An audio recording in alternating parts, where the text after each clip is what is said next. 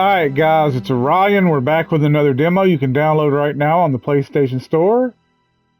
We'll be trying out Call of the Elder Gods. And we are recording in HD only.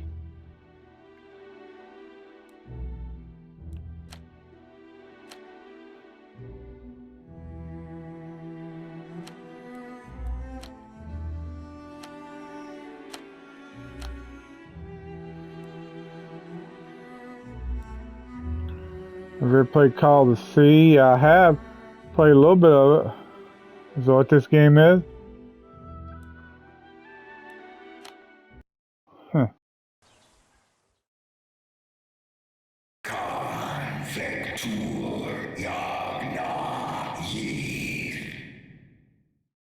What was that? Where's that voice?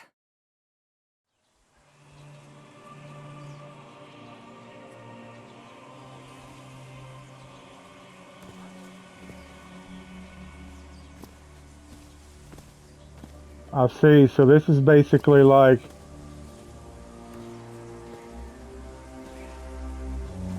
the continuation of Call of the Sea, which This is the story of a young girl. A girl who had strange and disturbing dreams.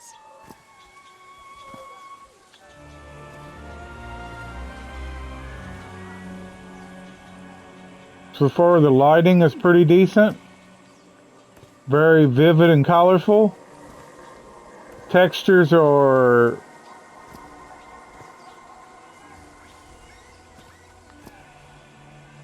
pretty good. Sound design is good. Control is good. I know this place. I've been here before. This is the ancient stone city amidst the jungle.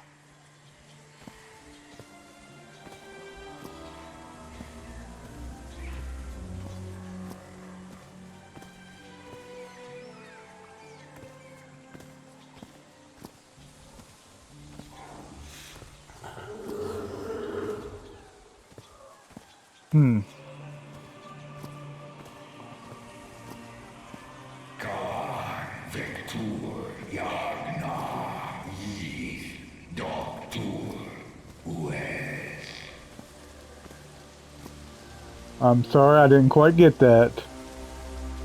Over?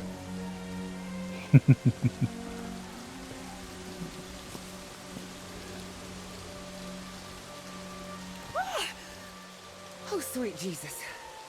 Okay, ignore him. Just ignore him. He's not gonna hurt you. Just keep going.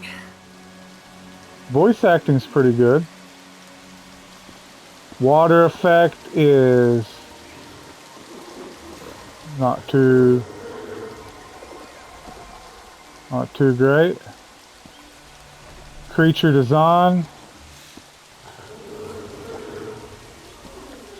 not bad. A little bit more texture on the body would have made it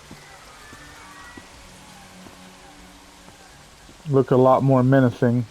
This constellation. Where am I? This is not the Earth. Hey, no. Oh.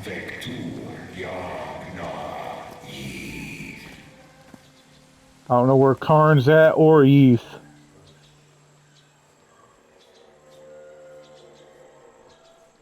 Can you translate that for me there, brah?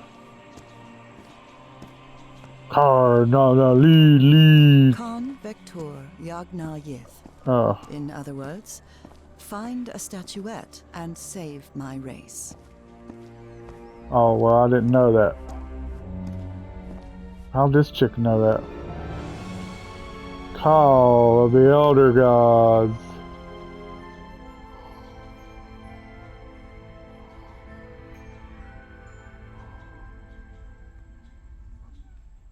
Pretty cool transition right there.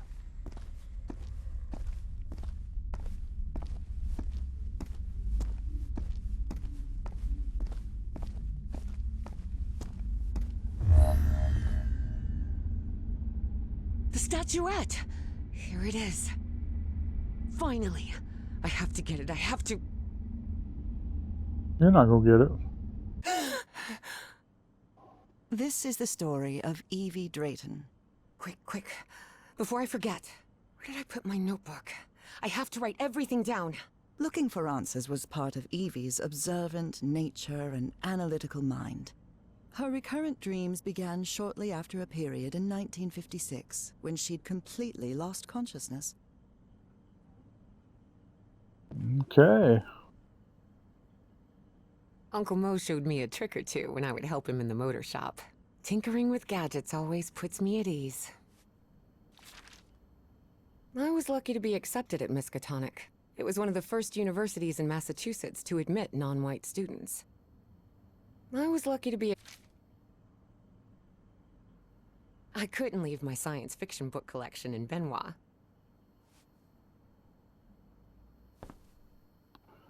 Bucky Chase, King of Rhythm and Blues, live on stage at the Boston Arena. Nice. This scary fellow that haunts me in my dreams is a Dimetrodon. He roamed the Earth 270 million years ago. And although it may seem like it, he is not a dinosaur.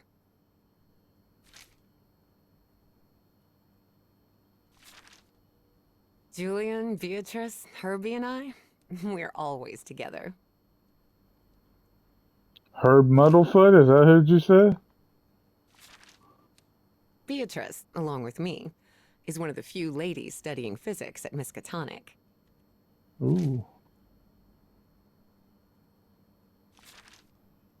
I've searched every astronomy book at the Miskatonic Library, but none of them contain any reference to this constellation.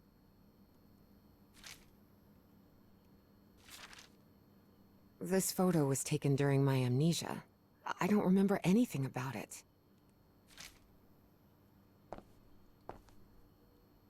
Amnesia, really? When I saw this picture, I couldn't believe it. It's the same statuette I always see in my dreams. True.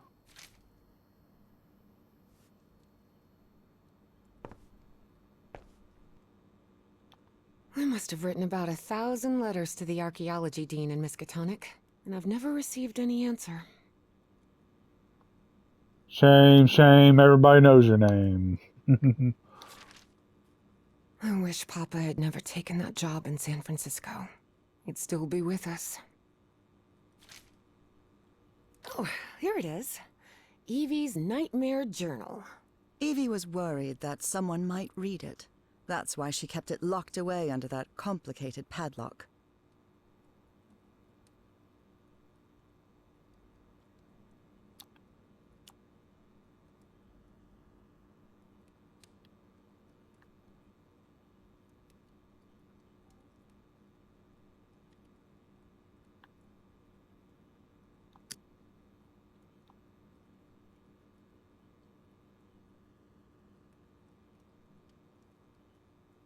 Hmm.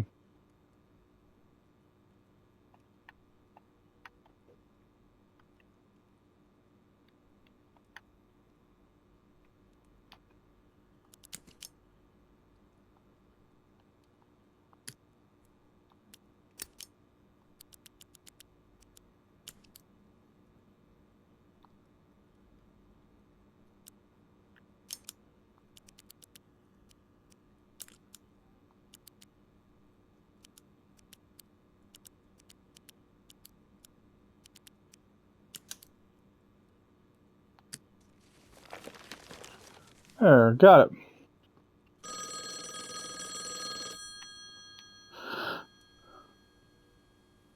Hello?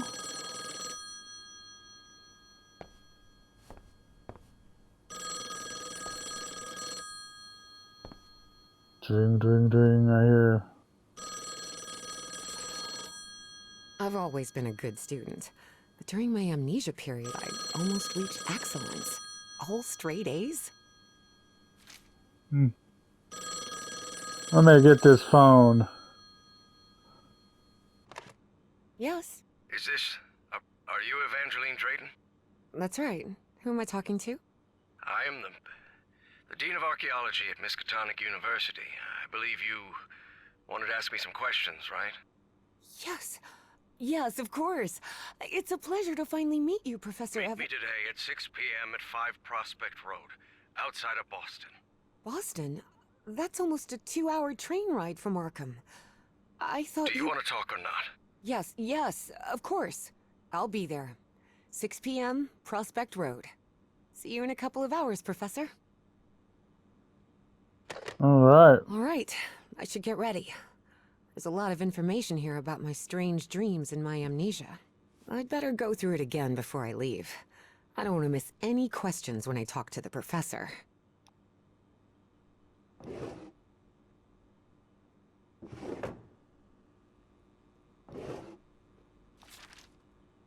The Hydrangea Foundation took care of the insurance payout for Dad's accident.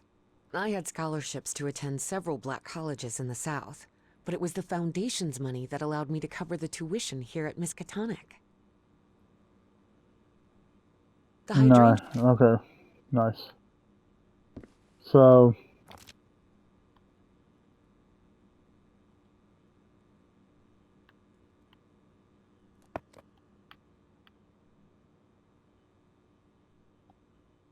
I like looking at like The medical report from my amnesia episode. According to this, I'm as fit as a fiddle.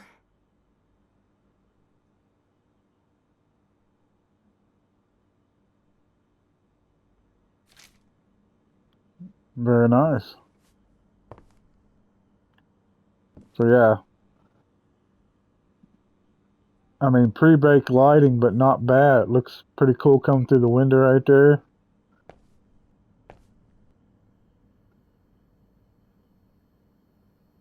I like that everything's legible. Very nice. So it must be running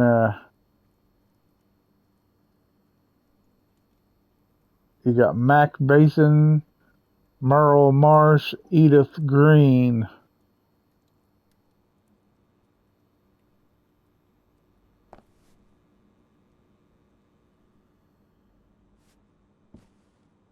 This is first person game too, but it's a more of a adventure and puzzle game.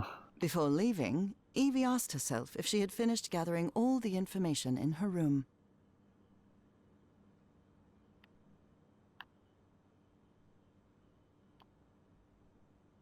All right, I think I've gathered what I need. Yeah. As odd as it seemed to Evie that the Dean didn't meet her at the university, her need to know was stronger than her doubts. She was determined to attend the meeting. There, she would come across another protagonist in this story.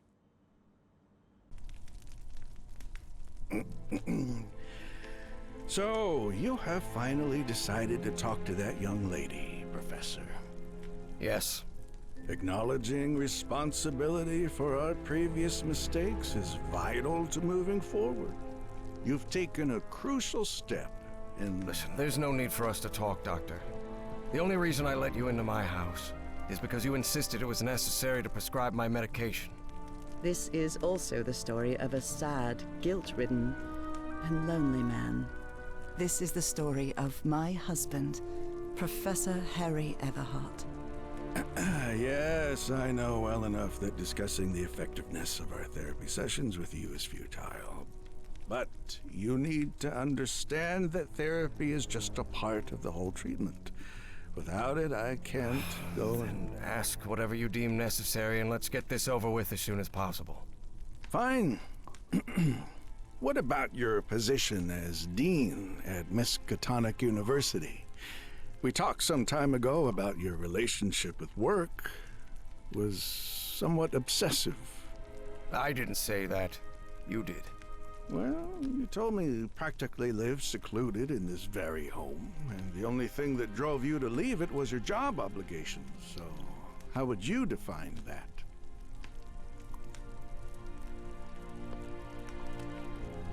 I do what they pay me for.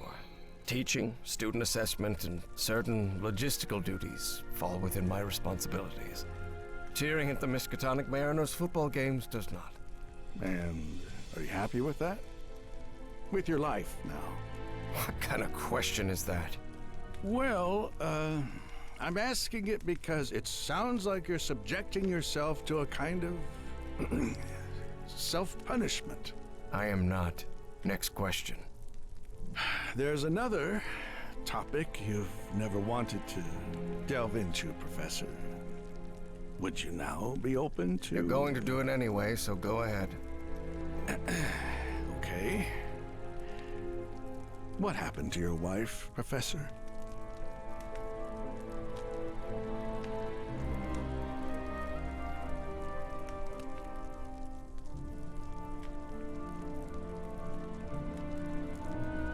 She left home and never returned.